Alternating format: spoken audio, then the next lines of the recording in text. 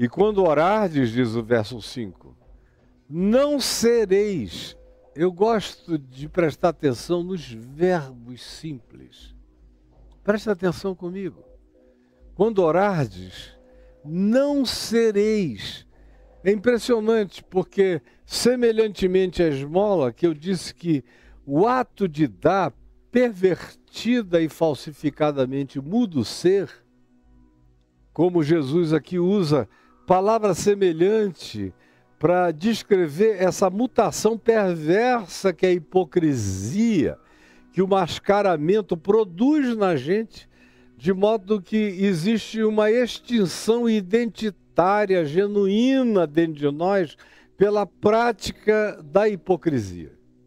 Ninguém pratica a hipocrisia contínua, recorrente, consistentemente, sem que sofra uma alteração profunda, radical e, às vezes, imutável de caráter, quando se transforma num vício existencial horroroso, que é um dos mais condicionantes e perversos que podem alcançar a vida humana. Do mesmo modo que acontece com o dar, o doar, e o transformar isso num espetáculo de publicidade e marketing da sua espiritualidade, Jesus diz que a mesma coisa acontece com a oração, com o ato de orar, de buscar a Deus e fazer isso não por Deus, nem para Deus, nem diante de Deus, nem por causa de Deus, mas por causa do palco, por causa da fachada, por causa do desempenho, por causa da demonstração, por causa da vontade de impressionar, por causa do desejo de ser visto, percebido, aplaudido, entronizado, glorificado pelos homens que não sabem nem quem você é. A mentira da sua vida, a mentira do teu casamento, a mentira da tua paternidade, a mentira do teu olhar sempre impuro, lascivo, desejoso, cobiçoso de sorte, da ganância em todos os níveis. E aí você mostra uma vida para o lado de fora e se transforma apenas numa sepultura bem pintada, enquanto por dentro você é uma acumulação de corpos espirituais em estado de putrefação. Você é fétido, é podre, é o que Jesus diz, eu estou usando a linguagem dele. E em relação à oração não muda nada, é tudo a mesma coisa. Quando orardes, preste atenção, não sereis.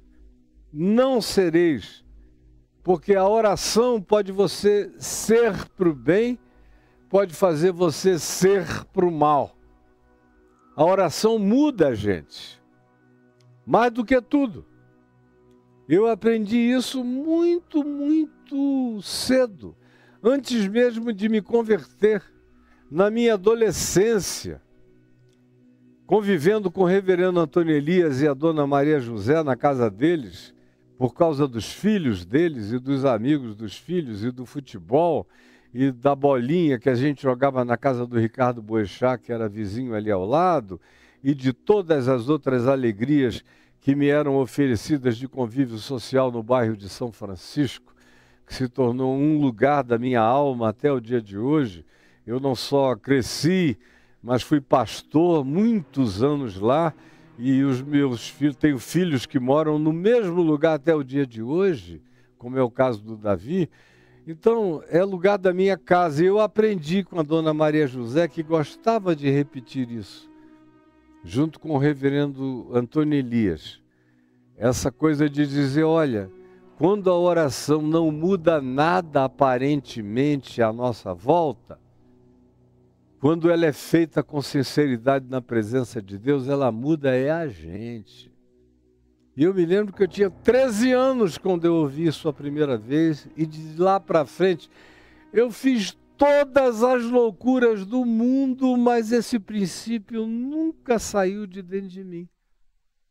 De modo que anos depois, quando eu fui alcançado pela epifania irreversível da revelação do Evangelho em Cristo Jesus em meu favor, isso já estava plantado como certeza em mim, eu já me converti daí para frente, sabendo que a minha oração, e eu me entreguei, como eu já disse tantas vezes a vocês, imediatamente, foram 10 anos de jejuns, de oração e de leitura da Bíblia. Paulo disse que se retirou para a Arábia 3 anos.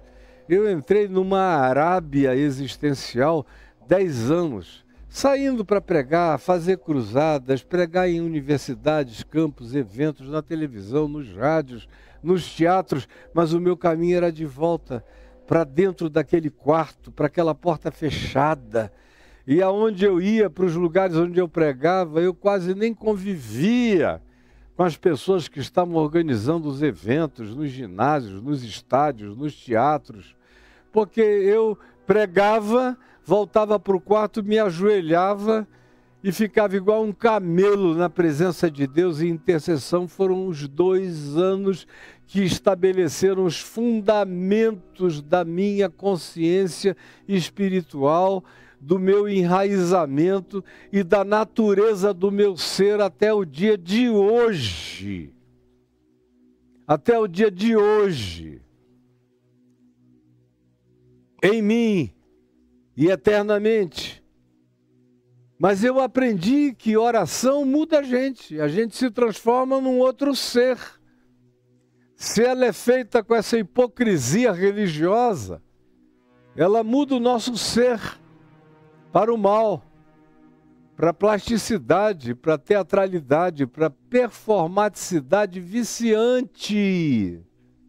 E aí depois de um tempo você não consegue orar mais sozinho, porque não tem uma testemunha para dizer: eu vi como esse cara se ajoelha, como ela ora, como ela intercede, como ela é piedosa, como ele é sincero. Sem gente você não ora mais. Por isso você só ora em companhia de terceiros, porque você precisa do público. Por mais que você não vá para a praça, nem para a esquina. Ou não grave a sua oração para postar, como tem gente que só ora orações gravadas para postar. E sem gravação não há oração. Esses já receberam o seu galardão, que é o vácuo absoluto e eterno. Nunca vos conheci, não sei quem vocês são, ou como diz Paulo, de nada vos aproveitará. É como o bronze que soa, é como o símbolo que retine. Agora, quando a oração é praticada conforme Jesus ensinou, ela muda a gente se torna para o bem. Sereis. Ou sereis como os hipócritas, ou sereis como Jesus o Cristo. São 2 modelos que o Evangelho está me apresentando de espiritualidade. A espiritualidade religiosa hipócrita, performática, de apresentações, de exibicionismo, de ostentação e nada mais do que isso, e aplausos humanos e silêncio divino, e oquidão espiritual absoluta. Creia que se você viveu assim até agora, a razão pela qual você é tão infeliz, oco, insatisfeito, medicado, aflito, ansioso, angustiado, desesperado, é por isso. Você exerce uma espiritualidade sem espírito, sem essência, sem âmago, sem Deus, sem verdade interior, sem intimidade com o Pai. Então o que sobra é a oquidão das multidões, porque quanto mais multidão, menos gente você tem na companhia do seu ser. Quanto mais multidão, menos gente você tem na companhia do seu ser. E aí vem Jesus e diz: quando orardes, não sereis, porque vocês se tornam. Quando vocês oram como hipócritas, vocês se tornam essas pessoas, não momentaneamente apenas. Não apenas no ato e na hora e no tempo da performaticidade, da performance. Não, vocês se tornam no ser. A mente de vocês passa a pensar como a mente de um hipócrita. A cognitividade de vocês interpreta como a cognição de um hipócrita. Os sentimentos de vocês serão sentimentos de um hipócrita. E o hipócrita gostaria de viver no mundo de Truman, onde tudo é gravado. O hipócrita gostaria de viver num Big Brother de falsa espiritualidade. O desejo maior do hipócrita é que cada ato dele seja transmitido, seja visto, seja verificado, seja louvado, seja de algum modo aprovado e exaltado diante dos homens. E aí, quando a gente entra nessa, a gente vira isso. Para sair disso, só muito cacete do Espírito Santo batendo, esfolando a gente, descarnando a gente, escalpelando a gente, para ver se sai essa casca dura da hipocrisia. E para ver se a gente recupera a ressensibilização humana, o que é uma coisa dificílima. Por isso, não tem ninguém mais difícil a ser convertido ao verdadeiro Evangelho de Cristo na face da terra do que o religioso. E na sua religiosidade, os mais hipócritas são os mais inconversíveis, são os mais intransformáveis, são os mais impermeáveis, são os mais difíceis, como eventualmente a sua mente se tornou. Quando orardes, não sereis como os hipócritas, porque se vocês orarem como os hipócritas vocês serão.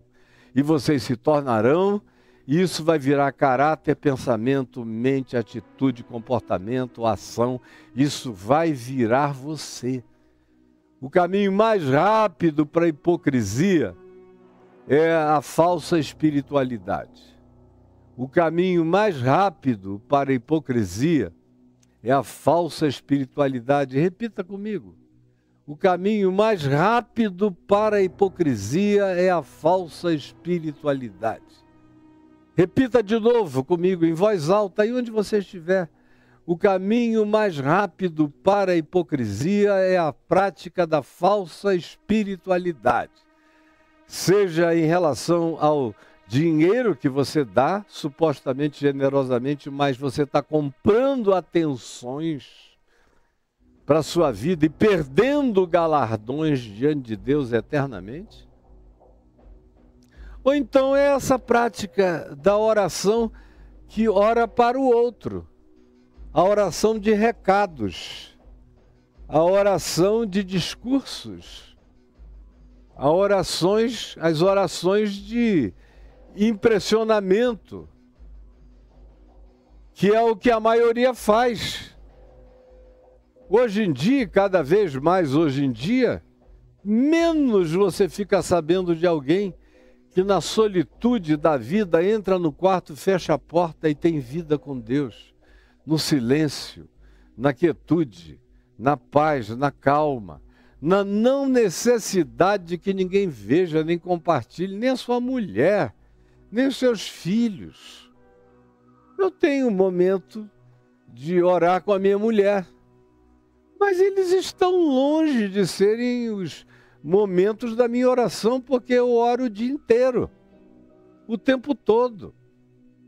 Ontem, por exemplo, eu fiquei quase 4 horas no dentista com a boca aberta,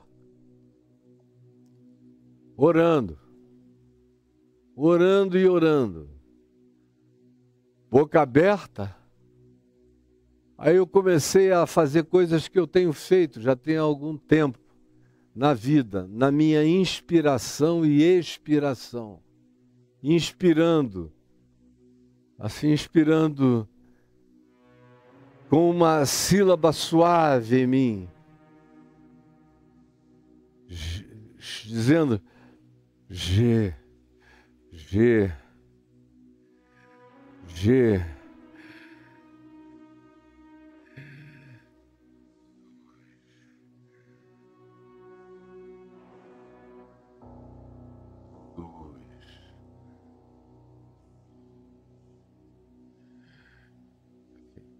Ya.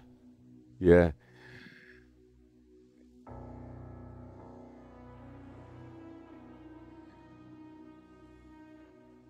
Ya.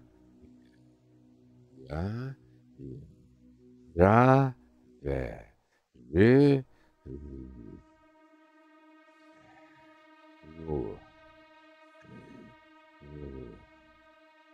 Ah, boa. Só que a minha médica não ouvia, ninguém ouvia, só eu. O inspirar era um.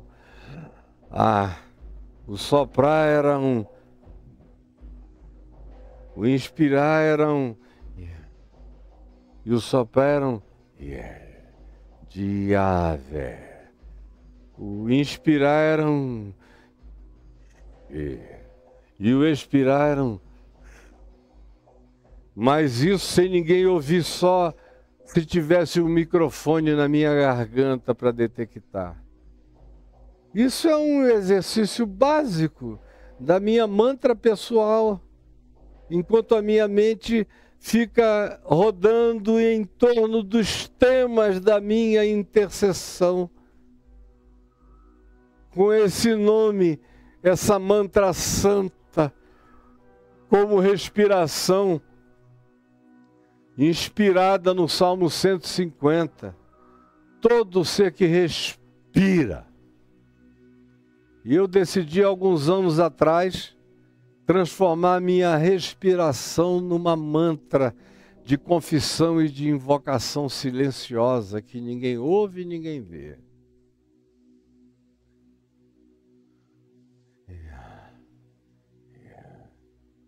Javé. Jesus. Senhor. E dentro de mim um volume de intercessão. Então, essa é minha, totalmente minha. Cada um desenvolva os seus modus operandi de fazer o círculo da oração, fazer um ciclo vicioso, que Paulo chama de orar em todo tempo no Espírito. Que para mim também, eu aprendi por mim mesmo e para mim mesmo, a fazer os meus pensamentos viajarem por dentro da minha oração, mesmo quando eu estou zangado. Como recentemente eu tive um momento de umas 2 horas de muita zanga e chateação. E aí, de repente, eu falei, bom, eu já estou há 20 minutos zangado, sem fazer a minha zanga viajar por dentro da oração. E aí eu comecei a colocar a minha zanga dentro da oração. Não dura 1 minuto, 2 minutos, já era tudo, muda tudo, transforma tudo. E eu não estou te ensinando mágica, eu só estou te ensinando dinâmicas de natureza psicoespiritual, mental, e que condicionam o pensamento, a mente, a emoção, a atitude, educam, criam um trilho virtuoso dentro do seu ser. Colocam um caminho firme dentro de você que não dá espaço para tergiversação, que gera a mistura e a perversão cognitiva e de entendimento e de compreensão espiritual no Homo Pneumaticus. Cada um de nós aprenda a sua própria solitude da melhor maneira possível, porque é aí que você se torna quem você é. Não é no público que você se torna a pessoa que você é. No público, se você não tiver já alguém, se já não houver uma identidade plantada com aquela pedrinha branca sobre a qual eu falo muito, que é seu processo de individuação firmado dentro de você, você vai logo vivendo de uma espiritualidade pública, só de culto público em culto público, de palco em palco, de evento em evento, você vira só um ente de performance. Você se torna uma inteligência artificial de performaticidade, de engano religioso e nada além disso. Entendeu? Entendeu? Quando orardes, portanto, não sereis como os hipócritas, senão vocês vão se tornar exatamente isso, porque esse é o caminho mais curto. Para alguém se tornar um hipócrita é através da perversão da espiritualidade.